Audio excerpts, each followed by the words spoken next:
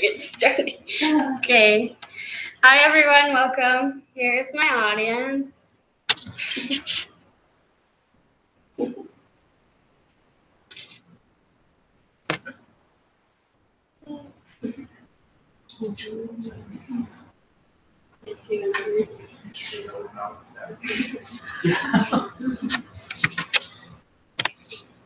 Thank you. By this time tomorrow, 12 people in America who are alive right now will be dead. Not because they were in a car wreck, not because they were gunned down, not because their time had come, not even because they weren't in the hospital, but simply because they couldn't be given a life-saving transplant in time. 12 people will die because the organ transplant they need will not be possible. Money's not the issue. It's the lack of organ donors. Hi, my name is Alexis, and I will tell you of the extreme importance of becoming an organ donor. I will tell you why organ donors are lifesavers, how you can become one, the common myths, and why this topic is very important to me. To start off, here are 3 reasons why organ donors are important. 1, it's free to become a donor. 2, it improves others' quality of life. 3, it makes a difference, worthwhile impact on the world while you are gone. So first, being an organ donor is free. Registering to become an organ donor is free. Organ donation is free, meaning your family will not be charged.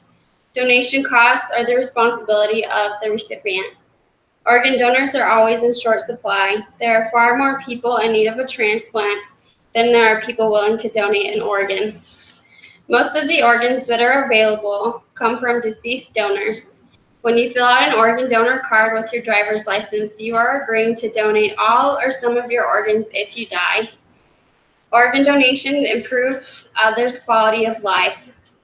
I like to share a story about a man named Steve, and it's called 94 Floors.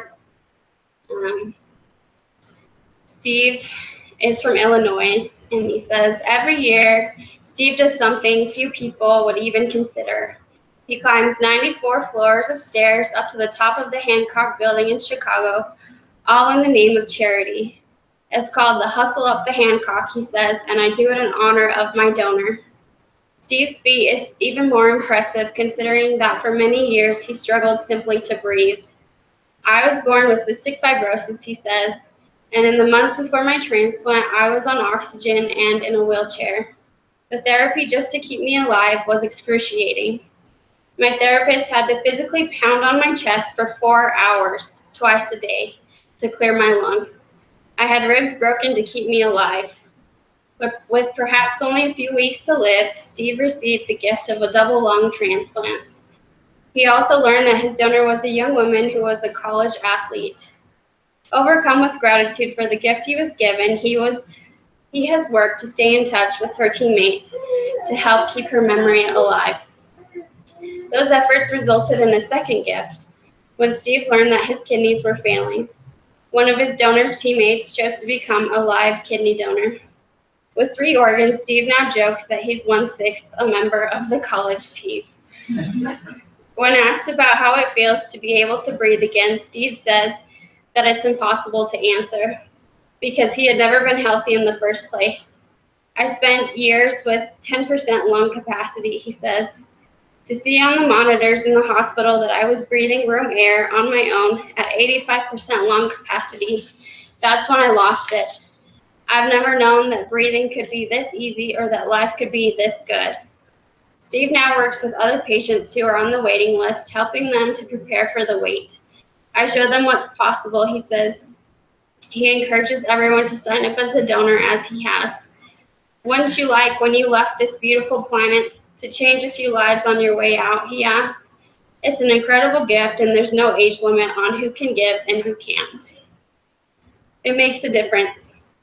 According to the U.S. Department of Health and Human Services, as of August of 2017, 116,000 plus is the number of men, women, and children on the national transplant waiting list.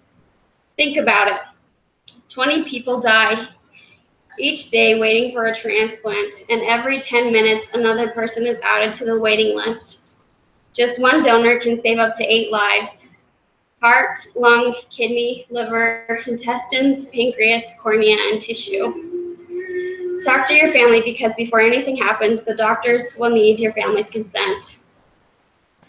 My cousin was murdered and he made it to the hospital, and he was declared brain dead, but he had discussed with his family earlier on that he would desire to donate his organs, and because of this, he has been able to help out countless lives with his legacy.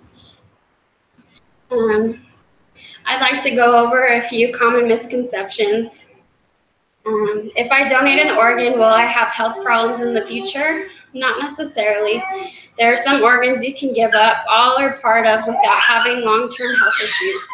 You can donate a whole kidney or part of the pancreas, intestine, liver, or lung. Your body will compensate for the missing organ or organ part. If it is determined that donating an organ would put your health at risk in the short term or long term, then you would not be able to donate. It doesn't mean that the rich and famous on the U.S. waiting list for organs get preferential treatment. Researchers state that the computerized matching system does not select recipients based on fame or wealth. Organs are matched by blood and tissue typing, organ size, medical urgency, waiting time, and geographical location. Will organ donation after death mean I can't have an open casket funeral? No, the surgical incisions used for organ donation will all be closed. It does not mean that the doctors will hack up your body and you will not look the same if you are being buried. The doctors carefully make small incisions similar to if they were just doing surgery on a normal person, closing it up and leaving a small scar that can be properly disguised. Will my organ donation after death incur any cost to my family? No, the costs of the tests and surgery related to the donation will be covered by the recipient, most often by the recipient's insurance.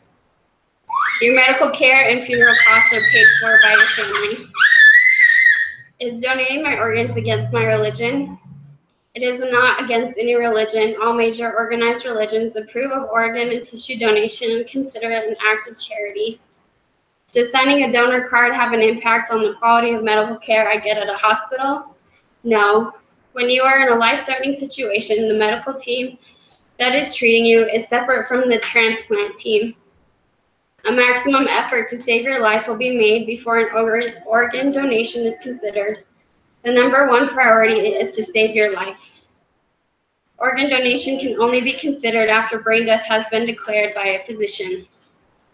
George Carlin once joked that he'd never become an organ donor because if he ever got into a serious accident, the paramedic would be looking for parts instead of trying to save his life.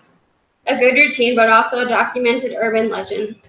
Doctors will, of course, do everything within their power to save you when you need it. But if what you need is an organ, there's only so much they can do.